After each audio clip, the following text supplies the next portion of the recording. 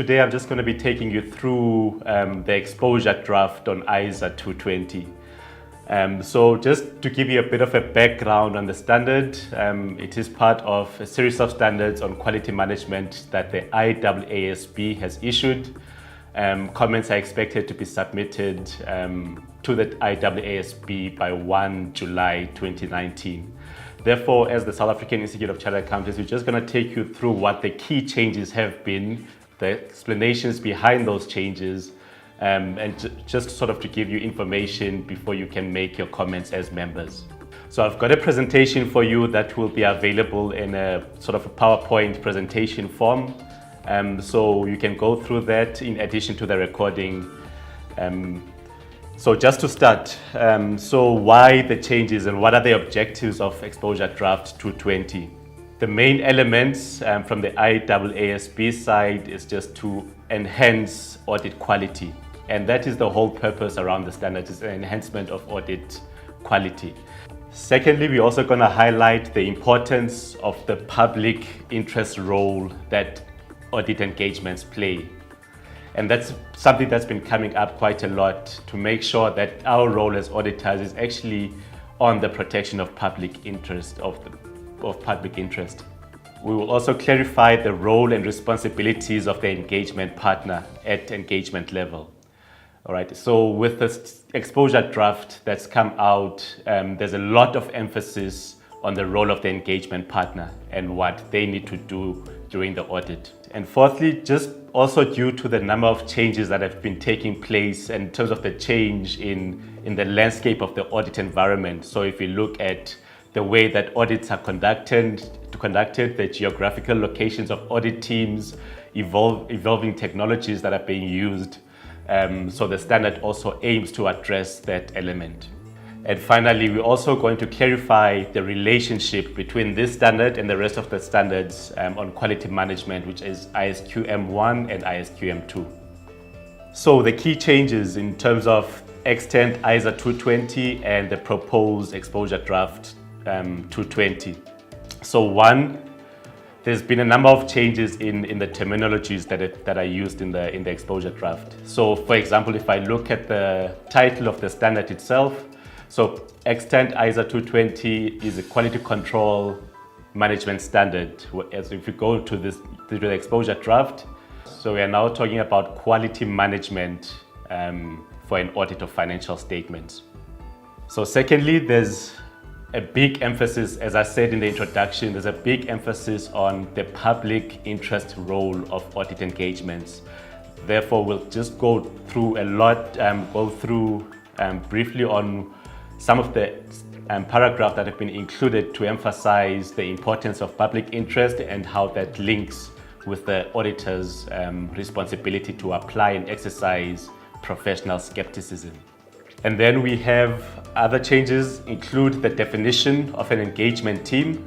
And again, that's just to sort of account for the fact that the way audit is done these days is different to how audit has been historically done. So again, if we look at the audit teams, the engagement teams, and how they geographically positioned, if you also look at how some of the firms actually do not directly employ some of the engagement team members.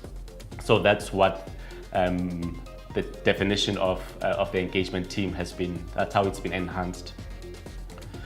And again, so if we look at extant ISA 220, we'll see that we had about 8 components for quality management at engagement level. So with the new exposure draft, we've introduced new components. So we've introduced engagement resources.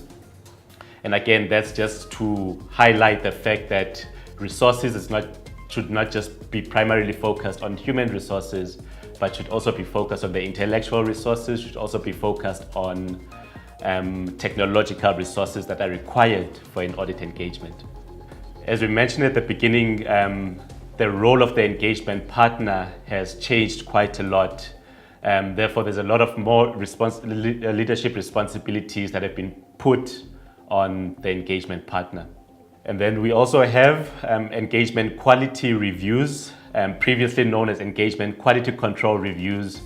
However, the detailed paragraphs that we had in extant ISO 220 have sort of now been incorporated in a new standard known as ISQM1, which you will also have a recording to. All right, so let's start with the public interest role of audits.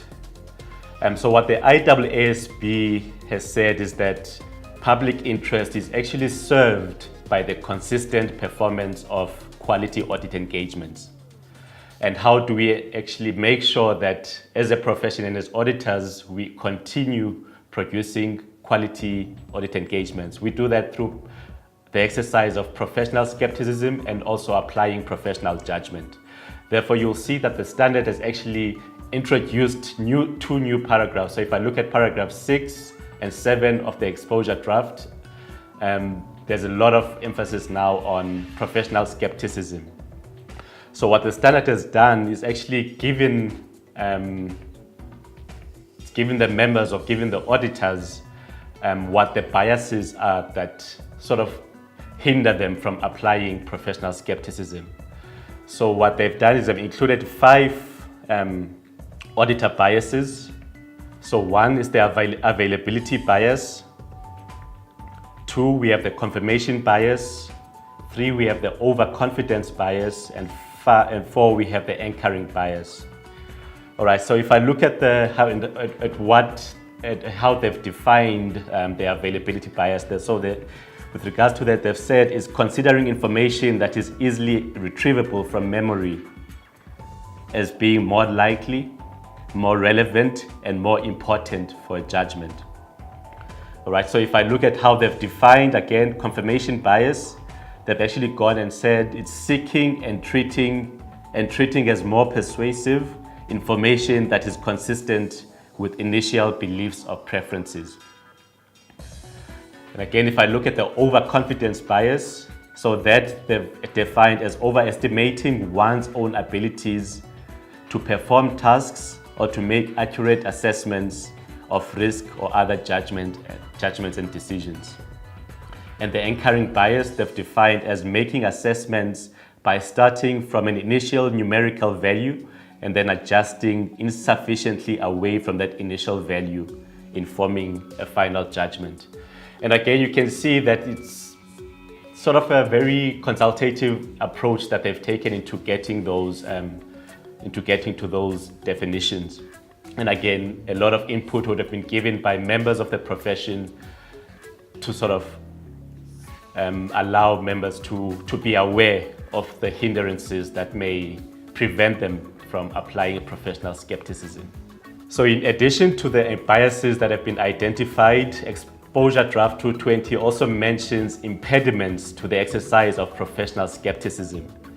And again, these are areas that members of the profession can be aware of and look out for in performing their engagements. So for example, they've mentioned tight audit deadlines or budget constraints that often sort of act as a hindrance to the performance of quality audit engagements. Secondly, lack of cooperation or undue pressures imposed by management. Therefore, now there is more responsibility on the engagement partner and those in supervisory roles in the audit engagements to actually make sure that they are aware of how their staff is being treated by management of the entities. Thirdly, another impediment that has been identified is insufficient emphasis on the importance of quality.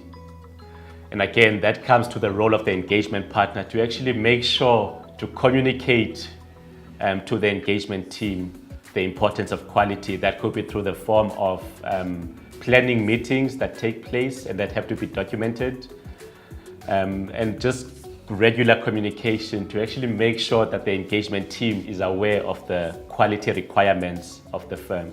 Fourthly, we also have insufficient understanding of the entity and its environment, systems of internal control, as well as the applicable financial reporting framework. And again, which goes back to the planning process to actually make sure that as the engagement partner, you take lead in making sure that the team is aware of the entity and its environment, it's aware of the controls that have taken place and also changes from one year to another. We also have difficulties in obtaining access to records, employees, and facilities. And again, that's usually where the client is sort of being difficult. They're not giving the engagement team access to the required staff, which often hampers the engagement team in terms of meeting the deadlines. And then another impediment that has been included is over-reliance on tools and templates. So therefore, gone are the days where you just rely on a particular audit software to generate information without applying yourself. So the standard has also included sort of suggestions or included ways in which engagement partners and engagement teams can actually deal with the impediments to exercising professional skepticism. Therefore, they've listed a number of actions that the engagement partner may take to deal with those impediments. Some of these include remaining alert to changes in the nature or circumstances of the audit engagement. And again, that will require regular engagement by the engagement partner with the team and also with the client engagement staff as well. Secondly, alerting the engagement team to situations where vulnerability to auditor biases may be greater.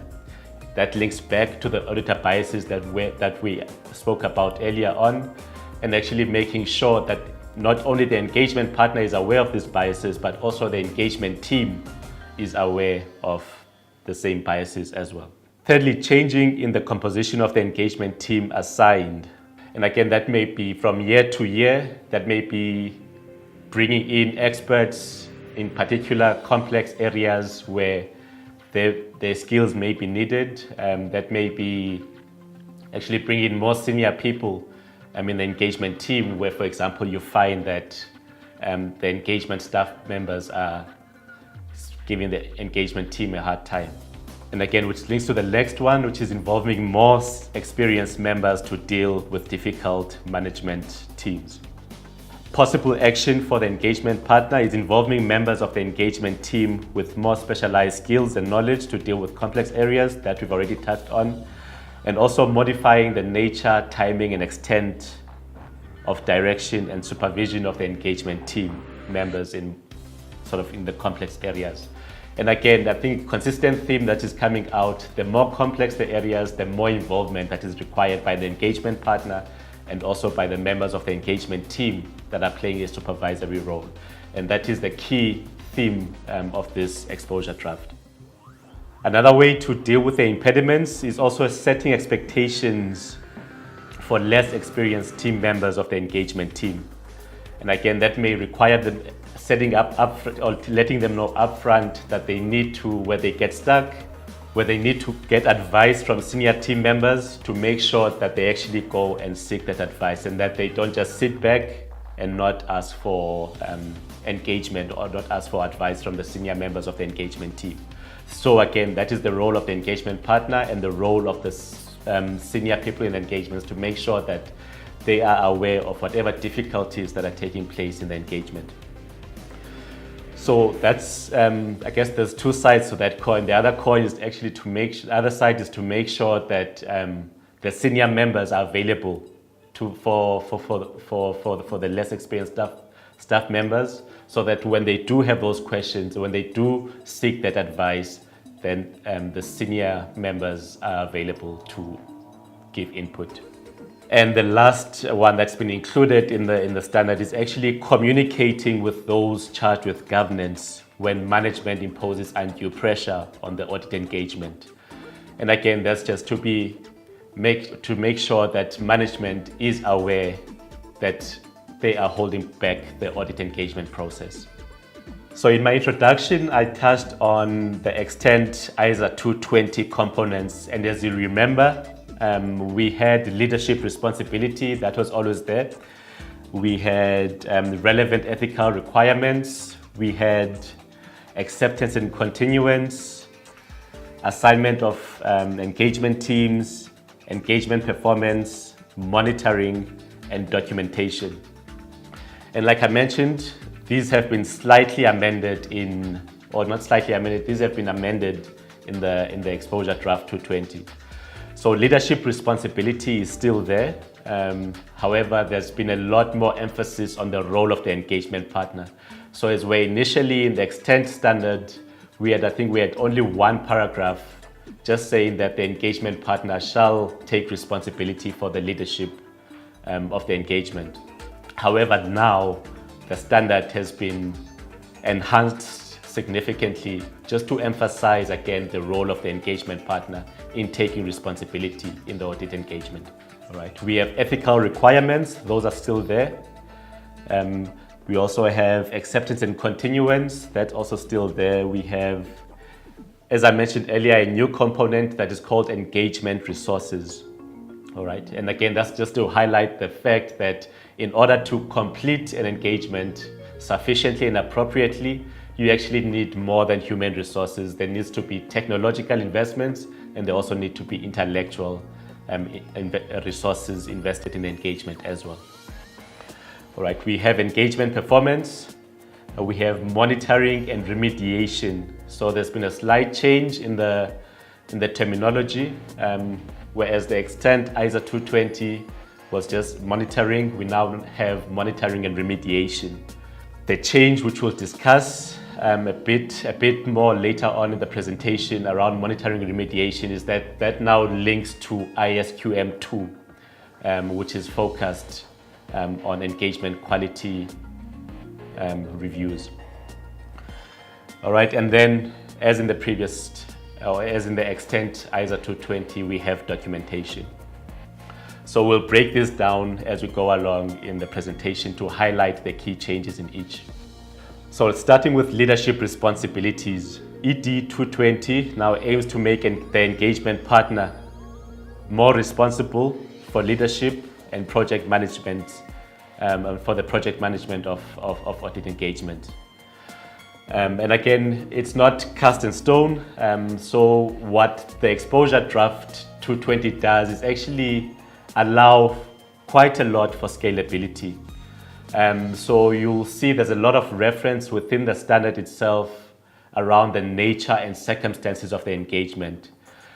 So that's something that the engagement partner always needs to be aware of. For example, if you look at project management, for your more complex engagement, you may find that you may need to bring in a specialist project manager for that engagement, purely because of the size of the engagement and the number of the people that are involved within the audit. So the standard does actually talk to project management. However, it is not prescriptive. What the standard does is that it explains that if the nature and circumstances of your engagements allow you or require for you to have a project manager, then do that. However, if it's a small engagement that can be managed one geographical location and with only a few members of the engagement team, then there is no requirement to actually go out and get a specialist project manager on the role. However, as the engagement partner, you still need to be taking the leadership responsibility. You still need to make sure that you communicate the firm's policies and procedures regarding quality to the engagement team. You need to make sure that you take overall responsibility for the direction and supervision of the engagement team members. So that is still the role of the engagement partner. So again, in a case where you have actually employed a project manager, it doesn't mean that you sort of get rid of your responsibilities as the engagement partner. You still take overall responsibilities for the engagement. Secondly, another key change that has come through is that the engagement partner needs to be sufficiently and appropriately involved throughout the engagement. And again, that's an additional component that's been actually included in ED 220, is that throughout the engagement partner needs to make sure that they are sufficiently and appropriately involved in the engagement. All right. And how do they do this? Number one, as we've mentioned, they need to fulfill their leadership responsibilities. Therefore, this incorporates actually communicating the firm's requirements when it comes to policies, quality control policies and quality control objectives of the firm, communicating those to the engagement teams up front and making sure that they are aware of those responsibilities. It also involves allocating work to members of the engagement team and actually making sure that they are allocating based on experience of those engagement team members. Secondly, it means supporting the engagement performance. And again, we've mentioned a lot around the supervisory responsibilities, making sure that they supervise the work, that they review the necessary working papers, that they make sure that the required documentation is on file. And thirdly, this involves actually standing back, which is something that the new standard has incorporated, is actually standing back at the end of the engagement and making sure that as an engagement partner, before I sign off that audit opinion, have I actually exercised my role sufficiently and appropriately throughout the audit. All right, so how does the engagement partner fulfill that leadership responsibility? As we've already mentioned, they need to create an environment that emphasizes the culture of the firm. And something again that comes out strongly in the standard is that the engagement partner doesn't just rely on the firm's quality control processes. And I think extent ISA 220 was along those lines, where it says that the engagement partner may just rely on the firm processes when it comes to quality control. However, with the new exposure draft, I think to avoid a situation where engagement partners are blindly following the firm's quality control processes, exposure draft 220 actually says that the engagement partner may follow the firm's quality control and processes. And I think the inclusion of the word may just indicates that, again, it's not something that they follow blindly, but it's something that they need to be aware of. However, they cannot just place blind reliance on the firm's quality control processes.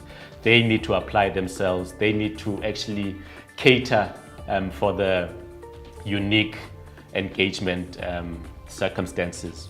And again, going back to the term that we've been using, the nature and circumstances of the engagement. Secondly, the engagement partner fulfills their leadership responsibility by actually communicating the expected behavior of the engagement team members. They also need to take clear, consistent, and effective actions that affect the firm's commitment to quality. And again, the role shifts away from the firm, but more onto the engagement partner. They also fulfill their leadership responsibilities by assigning responsibilities to other engagement team members. However, even though they do assign those responsibilities, at the end of the day, it is still the engagement partner that still takes overall responsibility for the engagement. So they also need to monitor the performance of the assignees' work, of the work assigned to the various engagement team members. And they need to review the related documentation. And again, as you'll see that as you go through the presentation, you'll find that there's actually certain sections of the audit that Exposure Draft 220 now actually prescribes the engagement partner to review. All right, so when it comes to relevant ethical requirements and some of the key changes that have taken place, what the standard now explicitly emphasizes is that the engagement partner needs to have an understanding of the relevant ethical requirements. All right. So not only do they need to have an understanding, however, they also need to determine that other members of the engagement team have also been made aware of the relevant engagement, of the relevant ethical requirements and the firm's related policies and procedures. So also looking at the explanatory material to the standard, you'll also find that there's a lot of enhanced explanations just in terms of aligning ED 220 to the requirements of IESBA, which is the Ethics Standards Board. So again, if we look at acceptance and continuance, at the acceptance and continuance component, in terms of the key changes there, we find that Exposure Draft 220 explicitly recognizes that any information obtained during the acceptance and continuance process now has to or will be relevant actually to the risk assessment process of the engagement. So what we're seeing here is sort of a two-way loop between the acceptance and continuance, and also the completion of the entire audit engagement. So any information that the engagement partner or that the engagement team has obtained through the acceptance and continuance process can be used in planning, and that information can also be used in performing the audit. And as I mentioned earlier, there is a new component included, which is the engagement resources. All right, and now these include the resources required to successfully complete the audit process. So human resources, as you are aware, you cannot complete the audit without a competent engagement team. And the standard now includes technological resources, and also includes intellectual resources that the firm needs to sort of plan for before completing the engagement.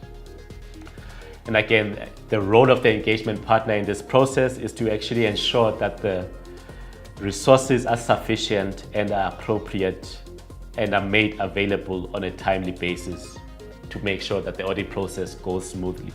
Exposure Draft 220, it also has a section, like I said, on project management for your larger and your more complex engagements. And again, what the standard does say is that the engagement partner may actually involve an individual with specialized project management skills where required. What we also see in the engagement resources section is the change in the definition of the engagement team. So that definition has been revised, and the definition as it reads, it actually says it includes all partners and staff performing the audit engagement and any other individuals who perform audit procedures on the engagement, including individuals engaged by the firm or the network. And again, that's just to cater, I think, for cases where the audit team may be spread out geographically. So again, if you look at your multinational audits, you might find that there's a team in a certain country, there's a team in another country. So what the definition is actually catered for those situations. It's also catered for the situations where the firm may not directly employ the people that they've that are involved in the engagement process. So when you come to the engagement performance component, the standard now has included additional requirements. So it explicitly states that the engagement partner shall review audit documentation relating to significant matters, other matters involving significant judgments, other matters relevant to the engagement partner's responsibilities. And here's a big one, or a big change, is that the engagement partner shall review the financial statements and the auditor's report prior to dating the auditor's report and prior to their issuance, including any formal written communications to management, those charged with governance or regulators. So no longer can you sign off on an engagement file with actually going through and signing off on the financial statements and the audit report prior to the issuance. All right, so where differences of opinion have been identified, the standard now explicitly states that the engagement partner shall take responsibility and deal with them according to the firm's policies or procedures. The engagement partner shall determine that conclusions reached are documented and implemented. And the engagement partner shall not date the audit report until the difference of opinion has been, or differences of opinion have been resolved. So when it comes to engagement quality reviews, you'll remember that I said that most of the paragraphs that were previously included in Extend ISA 220, they've now actually been moved to ISQM2, which is the standard that actually deals with engagement quality reviews. However, what Exposure Draft 220 does emphasize is the need for the engagement partner and the engagement team to actually cooperate with the engagement quality reviewer. throughout that engagement quality review process. And the detail in terms of the review, or in terms of the quality engagement quality review process, those details have now been included in ISQM2, and those would include the competence of the person actually performing the engagement and quality review. Those would include the actual process itself. So when it comes to monitoring and remediation, that component, the engagement partner is responsible for actually dealing with the relevant aspects of the monitoring and remediation process communicated by the firm. And this entails that the partner should actually make sure that the team is made aware of the firm's policies and procedures with regards to monitoring. So if monitoring results or if monitoring activities have been completed by the firm, those results actually need to be communicated to the engagement team by the engagement partner prior to the audit engagement. All right. So in addition to that, the engagement partner should remain alert throughout of the engagement of information that may be relevant to the monitoring and remediation approach of the firm. And again, that talks to the two-way process that we spoke about earlier, which actually means that it's no longer just the firm dictating to the engagement what the firm's policies are in terms of monitoring and remediation. However, now it's a two-way process where if the engagement partner identifies issues that actually affect the firm's approach to monitoring and remediation, that the partner now actually has a responsibility to communicate those issues to the firm's monitoring. All right, and now this takes us to the standing back requirement. So it goes back to the firm or to the engagement partner's responsibility to stand back at the end of the engagement process and actually make sure that they've been sufficiently and appropriately involved throughout the audit process. So this means that they need to take a step back and actually make sure that they've applied professional skepticism throughout the audit engagement. They need to take a step back and actually make sure that they've fulfilled their leadership responsibilities throughout the audit. So and again, that's something that the exposure draft 220 places a lot of emphasis on, as well as the documentation regarding to this process. So whenever the engagement partner looks at the file, they also need to look back and actually look at the entire engagement file and see that there's documentation around the exercise of professional skepticism and ensure that there's documentation around how they fulfilled their leadership responsibilities throughout the engagement process. And that leads me to my next component, which is the next and the last component, which is the documentation. So you'll find that exposure draft 220 has enhanced the requirements for documentation. They've done this through including additional explanatory material that includes documentation for evidence on how the engagement partner has been involved in the engagement.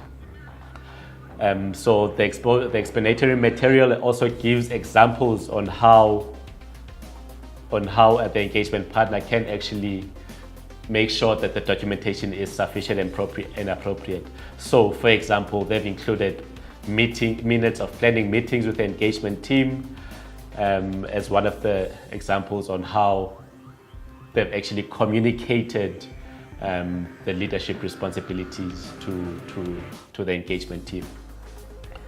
And also documentation on how the engagement partner has exercised professional skepticism during the engagement.